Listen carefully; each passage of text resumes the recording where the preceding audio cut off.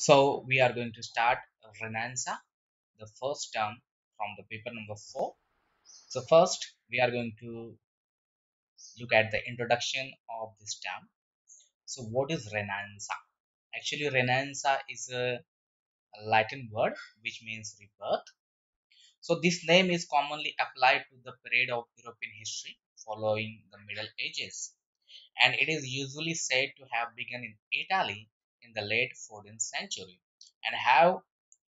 and to have continued both in Italy and other countries of Western Europe through the 15th and 16th century. In this period, the European arts of painting, sculpture, architecture, and literature reached an eminence which was not existed in any age.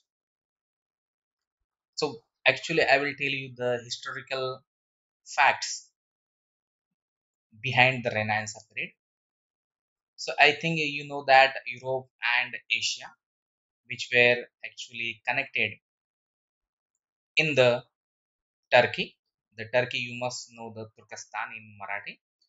English name is the Turkey, and where their city is Istanbul. The Istanbul actually half part of Istanbul is in Asia, and half part of the Istanbul city is in Europe.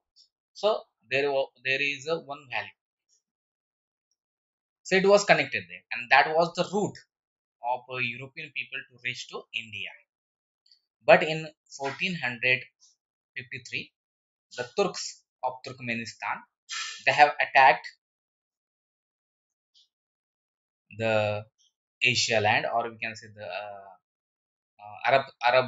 Arabia, and after that they have embraced Islam, and then Muhammad II was the Khalifa.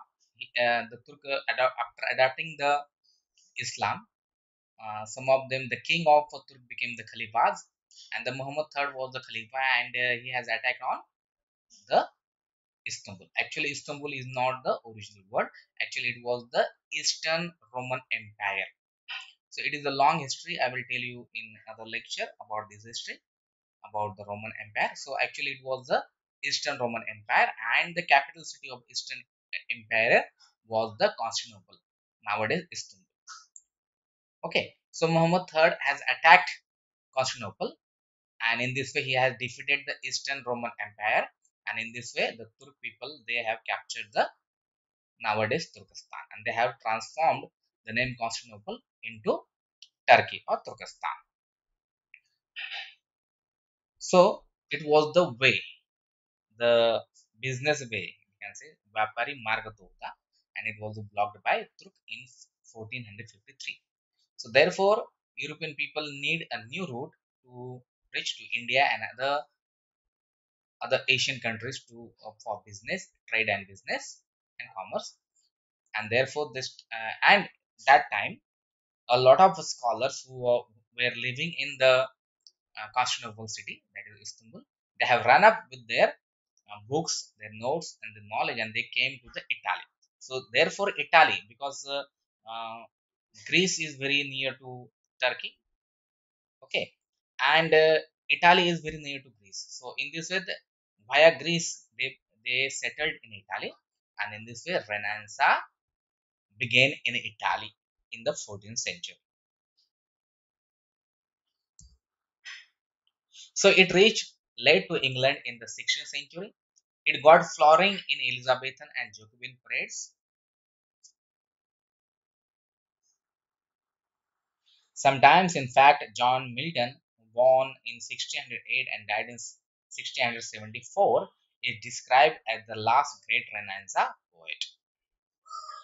So there are so many attempts have been made to define the Renaissance in a brief statement, although a single essence underlay the complex features of the intellectual and cultural life of a great variety of European countries over several years. So there is a brief statement we can see here. It has been described as the birth of the modern world out of the ashes of the dark ages. Ashes, that is rock. At the discovery, and dark age means the middle age. So again I repeat the definition which I have attempted in a brief statement that the birth of a modern world out of the ashes of the dark ages at the discovery of the world, because in Renaissance we found new world, because before the Renaissance the people knew only three continents. Means in every holy books you can see that there is only mention only three continent. Means people don't know about the other continent, and the three continent were Europe, Africa, and in Asia only. So people think that there is no world apart from this continent. They thought that this continent is the earth, but actually because of the Renaissance the new world, new continent we got, like South America, North America, that is the continent, and discovery of man. Okay, the new man, the discovery of man, and the era of the emergence of untrammeled individualism in life, thought, religion, and art. And in this way, the people are thinking about the life, people are thinking about the religion, their art, because before Renaissance, people were slaves of religion. Whatever the priest, whatever the church, whatever the temples tell them, they have to follow them. But after the Renaissance, education became very easy and cheap to all the people. Before Renaissance, education was only limited to priests and the rich people and the royal people, royal family, that is the kings and his king's men. But because of the Renaissance, um, um, education reached to the each and every person, the last person of the society, and this is where they started individualism. So these are the developments of Renaissance. The first is the new learning. As I told you that after the blocking of that way, after attacking on Constantinople by the troops, a lot of scholars ran from Constantinople and they have settled elsewhere in Italy, and they are called as a humanist. So actually, there is a term humanism. We are going to look at it in the next video, next lecture. So Renaissance scholar of classics, they are called usually as humanist. They have revived the knowledge of the Greek language. So actually, Greece was, that it was forgotten in the Middle Ages, and nobody were taking care about the Greek language. After the division of Roman Empire in between Western and Eastern empires, the Western empires or the Western countries of Europe, they have neglected the Greek language. They have forgotten the Greek language and their knowledge. So it was the humanities scholars of Renaissance scholars who have run from Constantinople. They have revived the knowledge of the Greek language. They have discovered and disseminated a great number of Greek manuscripts, and in this way, they have added considerably to the number of Roman authors and works which had been known during the Middle Ages. So, because of that, it has become it opened up a sense of vastness of historical past, as well as to enlarge immensely the stock of ideas, materials, literary forms, and styles for the imagination for the Renaissance writers. In the mid 15th century, the invention of printing on paper from movable type, it was actually John Gutenberg of Mainz, Germany. He has founded these printing press, but actually Chinese people had developed such kind of a movable printing press in some earlier, but actually in England or in Europe, it was came in the mid 15th century. And after that,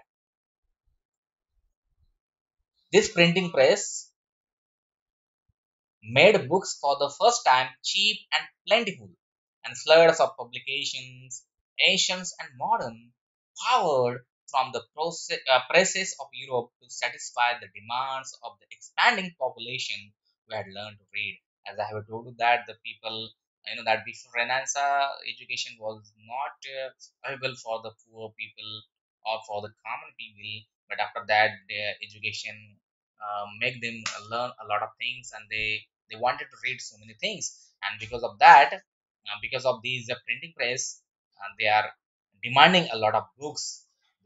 And William Caxton, Actually, he has started printing press in England in 1476. Again, there is a second development, that is the new religion, and we are going to see about the reformation in another lecture because it is a separate term.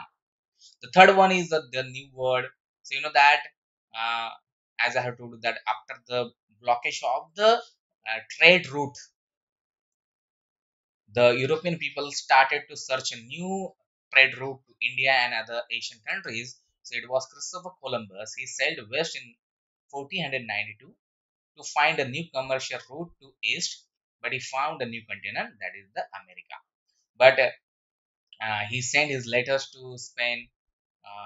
Some his letters are delayed to reach to his country, and Amerigo he reached to America after some days of Columbus, but his letters reached to Portugal, and in this way, because of Amerigos, the new continent has given its name as America. So Christopher Columbus actually believed in the old Greek idea that the world is globe and it is not a flat. In the Christianity, the world is believed as a flat, not the globe. So the succeeding exploration of this continent and its native populations and its settlement by Europeans gave new materials to the literary imagination.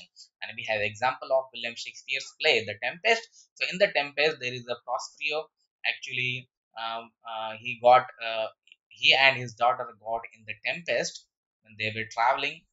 Actually, it was his brother who make one conspiracy, and in this way he has to meet the tempest, and he landed in a different land, and there is a magic Ariel who is a magical uh, and Sphinx. So all these things, magic and all these things, you can see in the tempest. So such kind of things occurred in literature.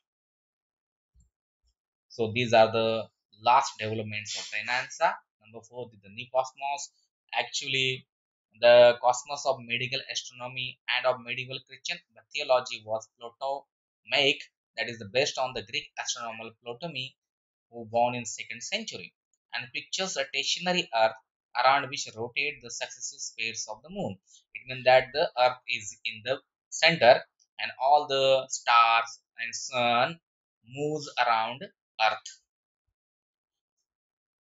And in this way, there are six stars actually, and up above the fixed star there is heaven, and was thought to be situated above the this pair, and hell to be situated either at the center of Earth, which was depicted in Dante's Inferno. Dante was an Italian poet, and he has written the epic Inferno, or else below the system of sphere, as in John Milton's Paradise Lost. John Milton, who was the greatest Renaissance poet we have seen, and he has written the greatest epic, that is the Paradise Lost. Okay, so you got this concept. The Earth is on center; it is flat actually, and all the sun and moon move around the Earth. Hmm. And there are fixed stars, and above the fixed star there is heaven, and hell maybe inside the Earth, or maybe the below the this pair. But actually this was challenged by Copernicus in 1543, and he put the new hypothesis concerning the astronomic system, and this gave a much simpler and more coherent explanation of accumulating observations of the actual movements of the heavenly bodies. So, according to the Corporan theory, uh, there is a system in which the center is the sun, not the earth, and you know that it was universally acknowledged that sun is on center, and the earth and other planet actually they move around the sun, and earth is not a flat. So these new cosmos made the investigation make and it also started the new philosophy, and in this way the new science born. So you know that Copernicus theory was regarded as a blasphemous म्हणजे धर्मविरोधी त्याला समजलं गेलं, and धर्मदोषी त्याला समजलं गेलं, and he was punished because of that, because he spoke against the religion. धर्मविरोधी बोलल्यामुळे त्याला जिवंत जाळण्यात आलं. According to Christianity, when a person dies, he has to bury. Christian धर्मामध्ये एखादा व्यक्ती मेल्यानंतर त्याला पुरण्यात येतं. But Copernicus was burned alive, त्याला जिवंत जाळण्यात आलं. And the priest were oppose to bury his ashes, त्याची राख पण त्याला लोकांना करून न देण्याची हे केली गेलं. But after Galileo has discovered the telescopic, गॅलिलिओने दुर्बिणी शोध लावला, and Galileo has proved that Copernicus theory is right. And after that, actually Galileo was also punished because of these blasphemic statements, but later he was released, and then the Copernicus got its uh, त्यानंतर कोपर्निकसला क्षमा मागण्यात आली, पोपने त्याची माफी मागितली, and त्यानंतर त्याचे Ashes जे आहे ते बरी करण्यात आले. So thank you for watching. So we will see in I will see you in another lecture.